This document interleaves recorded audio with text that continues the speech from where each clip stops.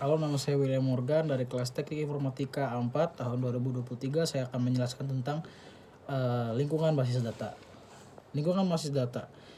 Lingkungan basis data itu merupakan sebuah habitat di mana terdapat basis data untuk bisnis.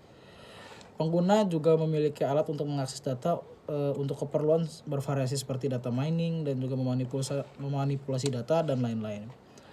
Pengguna tidak punya hak mengakses data baik secara fisik maupun logis. Tujuan utama dari sistem basis data adalah menyediakan pemakai melalui suatu pandangan abstrak mengenai data dengan menyembunyikan detail dari bagaimana data disimpan dan dimanipulasikan. Terus juga ada arsitektur basis data. Arsitektur basis data ini pada tahun 1975 Badan Standarisasi Nasional Amerika atau ANSI SPARC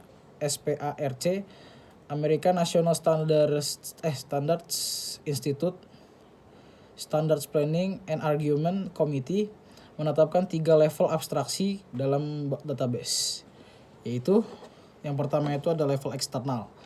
Level eksternal atau pandangan atau view level. Yang kedua itu ada level konseptual,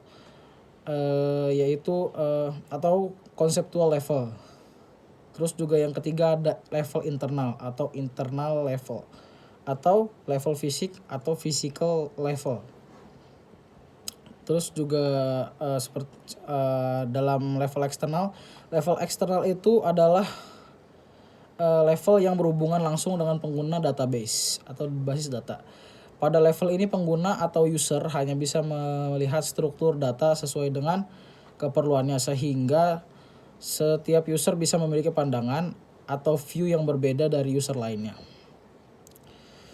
Pada level ini pula dimungkinkan pandangan user berbeda dengan representasi fisik dari data. Misalkan untuk hari secara fisik data direkam dalam bentuk kode 1, 2, 3 dan sebagainya.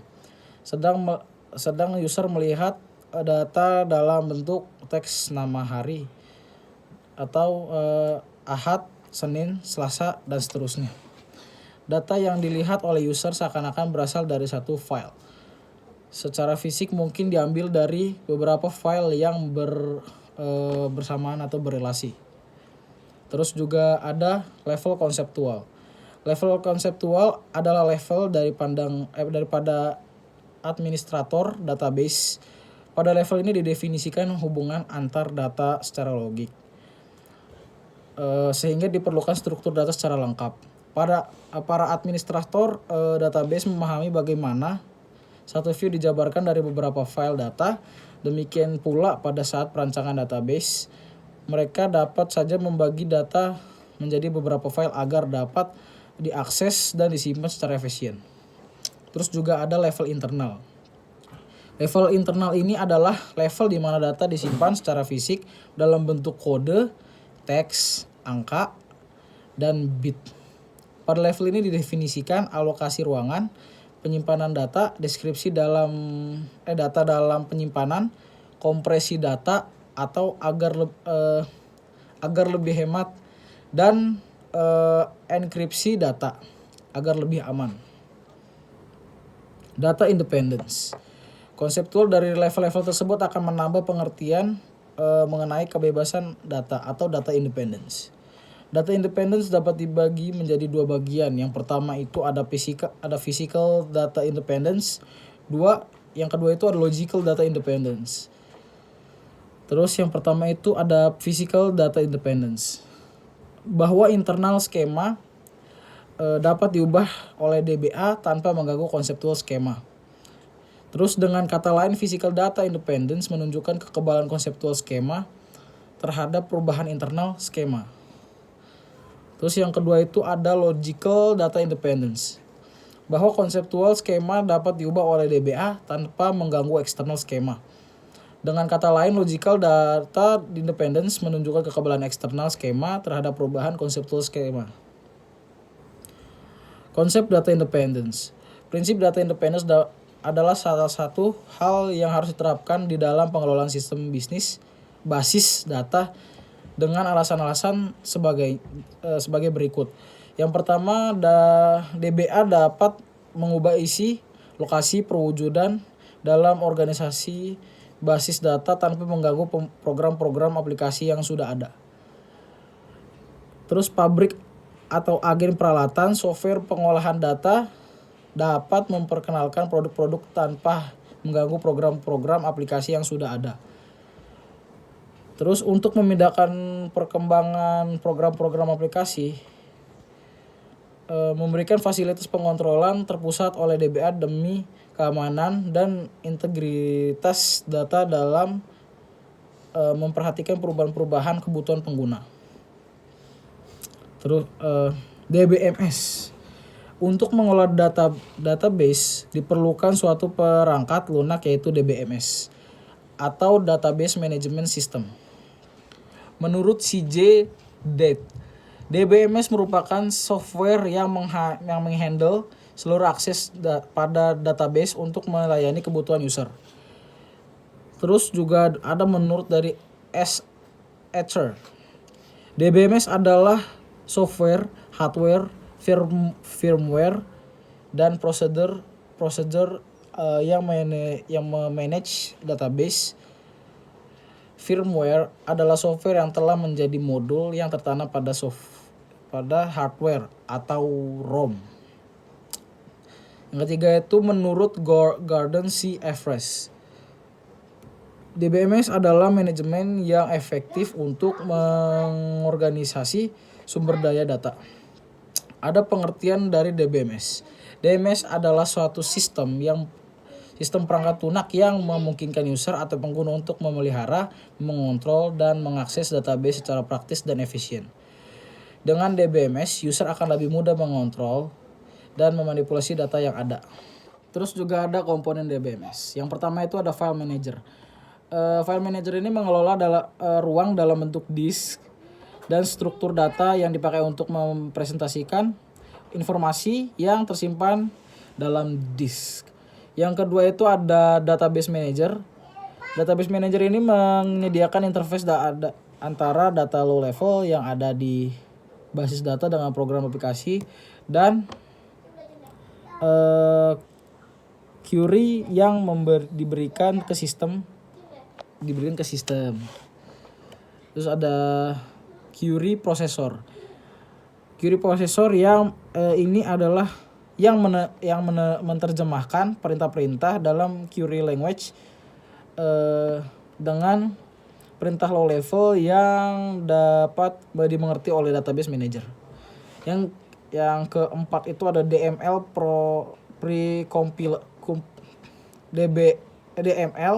precompiler yang mengkonversi perintah DMI yang ditambahkan dalam sebuah program aplikasi prosedur normal dalam bahasa induk. Yang kelima itu ada DDL compiler. DDL compiler ini yang mengkonversi perintah-perintah DDL ke dalam sekumpulan tabel yang mengandung metadata.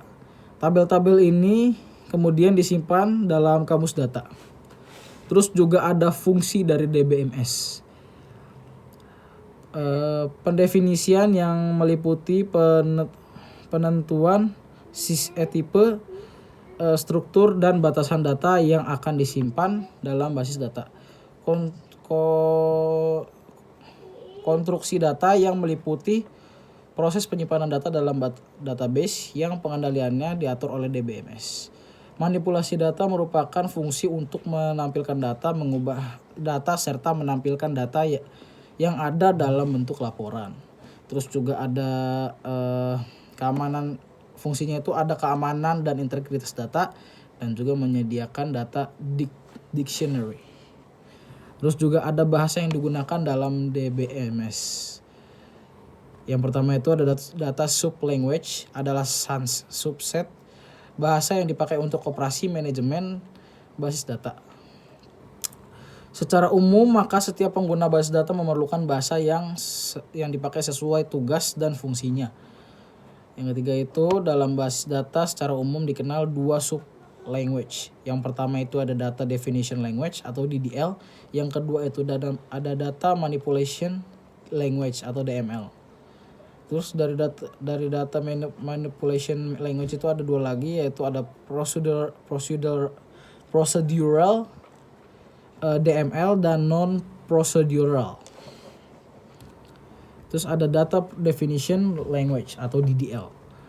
Bahasa yang digunakan untuk mendefinisikan struktur atau kerangka dari basis data dalamnya termasuk record, elemen data, dan kunci elemen dan relasinya.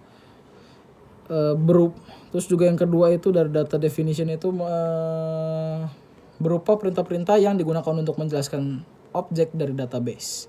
Yang ketiga itu dengan kata lain, DDL digunakan untuk mendefinisikan kerangka database. Terus ada juga dari data manipulation language atau DML. Bahasa yang digunakan untuk menjabarkan pemrosesan dari basis data. Fasilitas ini diperlukan untuk memasukkan dan mengambil dan mengubah data. Berupa perintah-perintah yang digunakan untuk mengoperasikan atau memanipulasi isi database. Adapun perintah-perintah pada DML diantaranya select,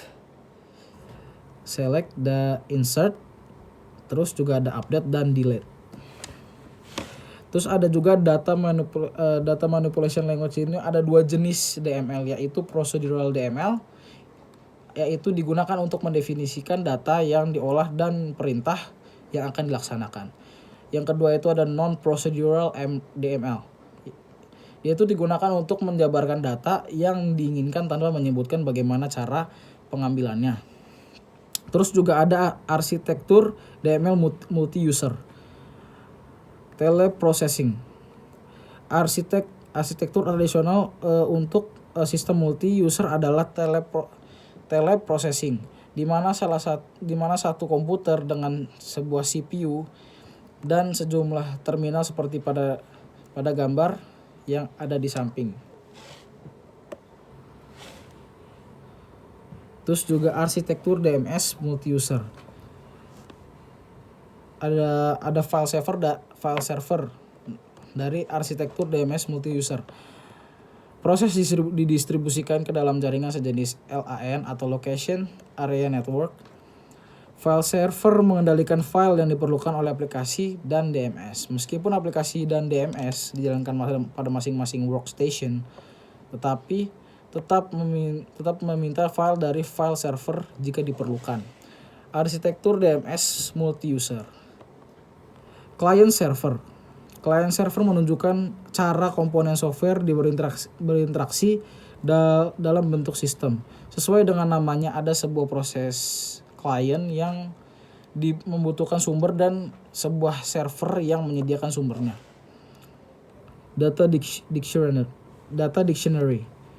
dictionary adalah tempat penyimpanan informasi yang menggambarkan data dalam database. Data dictionary biasa disebut juga dengan metadata atau data mengenai data, yang berisi tentang nama-nama user yang mempunyai wewenang untuk menggunakan DBMS, nama-nama item data yang ada dalam database, terus juga jenis dan ukuran item data, terus juga ada batasan untuk masing-masing item data.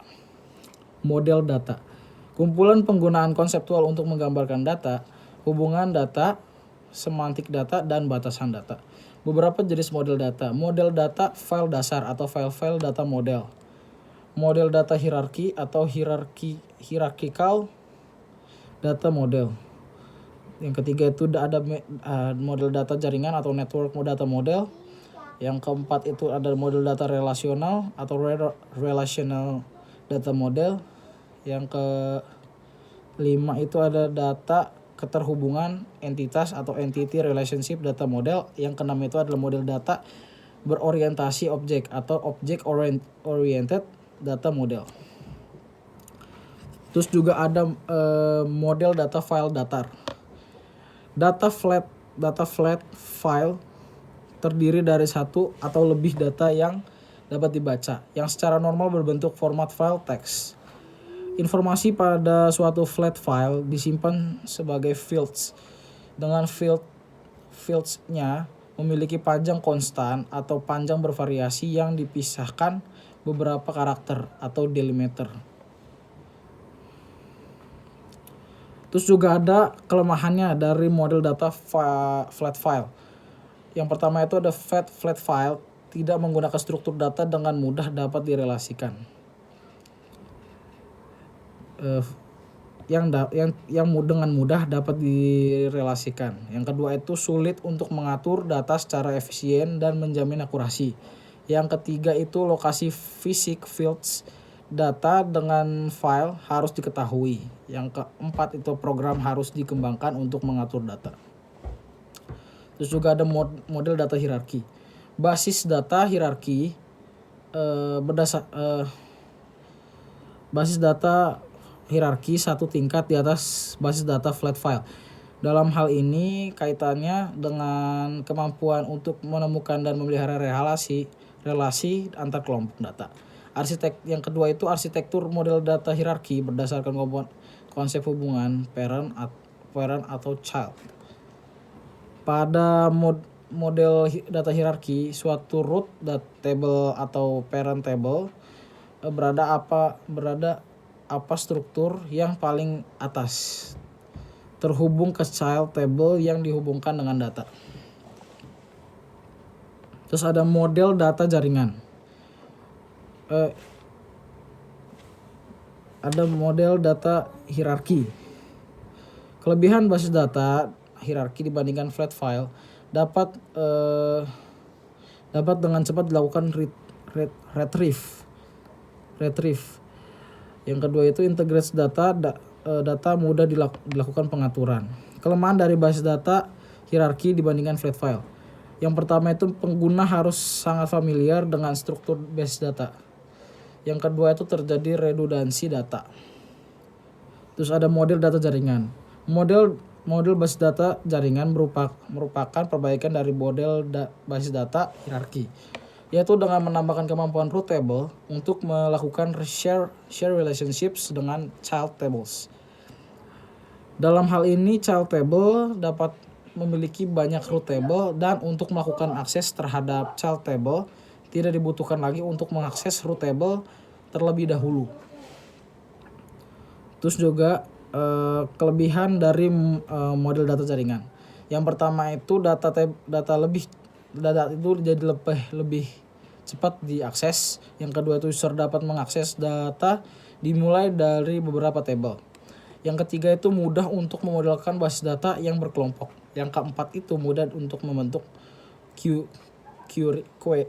query yang kompleks dalam melakukan retrieve data. Kelemahannya juga ada, yaitu yang pertama itu struktur basis datanya tidak mudah untuk dilakukan modifikasi. Yang kedua itu perubahan struktur basis data yang telah didefinisikan akan mempengaruhi program aplikasi yang mengakses basis data. Yang ketiga itu user harus memahami struktur basis data. Terus juga ada model data relasional. Ya, model data relasional merupakan model basis data yang paling populer banyak digunakan sekarang ini. Terus unit utama yang disimpan pada basis data adalah bentuk table atau kelompok data yang saling berhubungan. Table terdiri baris dan kolom. Baris adalah mempresentasikan tuple atau record pada table, dan kolom representasi fields pada tabel. Tabel dapat berhubungan dengan tabel yang lain dengan menggunakan kunci. Terus juga ada model data relasional. Kelebihan basis data relasional. Yang pertama itu data sangat cepat diakses. Yang kedua itu struktur basis data mudah dilakukan perubahan. Yang ketiga itu data direpresentasikan secara logik. User tidak membutuhkan bagaimana data disimpan. Yang keempat itu mudah untuk membentuk query yang kompleks dan dalam melakukan retrieve data. Terus juga kelemahan dari basis data relasional. Yang pertama itu kelompok informasi atau tables yang berbeda harus dilakukan join untuk melakukan retrieve data. Yang kedua itu user harus familiar dengan relasi antar tabel. Yang ketiga user harus belajar tentang SQL. Model data keterhubungan entitas atau IRD menjelaskan hubungan antar basis data dalam sistem basis data berdasarkan suatu resepsi bahwa real world terdiri dari objek-objek dasar yang mempunyai hubungan relasi antara objek-objek tersebut. Terus yang kedua itu relasi antar objek dilukiskan dengan menggunakan simbol-simbol grafis tertentu. Terus juga ada model data berorientasi objek. Model basis data berorientasi objek adalah suatu model basis data di mana data didefinisikan, disimpan, dan diakses menggunakan pemrograman berorientasi objek. Basis data berorientasi objek didefinisikan menggunakan bahasa pemrograman berorientasi objek yaitu bahasa Java. Aplikasi end user juga dibangun dengan menggunakan bahasa berorientasi objek. Objek database management system digunakan untuk membuat link antara basis data dan aplikasi. Terus juga ada model data. Model datanya dari orientasi objek.